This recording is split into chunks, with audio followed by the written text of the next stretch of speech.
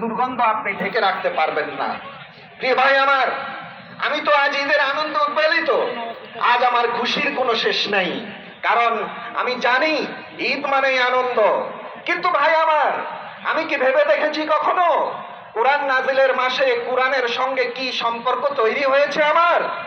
আমি কি ভেবে দেখেছি জাহান্নাম থেকে মুক্তির মাসে জাহান্নাম থেকে নাজাতের ফয়সালা হয়েছে আমার? ভাই আমার, জাহান্নাম থেকে মুক্তি আর নাজাতের ফয়সালা যদি নাই হয়ে থাকে, তাহলে আজকে কিসের আনন্দ আমার? সুতরাং আসুন, জাহান্নাম থেকে মুক্তির জন্য আমরা সবাই মিলে আল্লাহর কাছে ধর্ণা দেই। রমজানে যে আমলগুলো আমরা করেছি, বাকি 11 মাস ধরে আমরা সেই আমলগুলো নিজেদের মধ্যে চালু রাখি। আমরা আল্লাহর অনুগত হই, আমরা তাকওয়াবান হই, এবং আল্লাহ এবং রাসূলের নির্দেশিত পথে আমরা সবাই চলি। সমস্ত ভেদাভেদ ভুলে, সমস্ত হিংসা বিদ্বেষ ভুলে, সমস্ত কলহ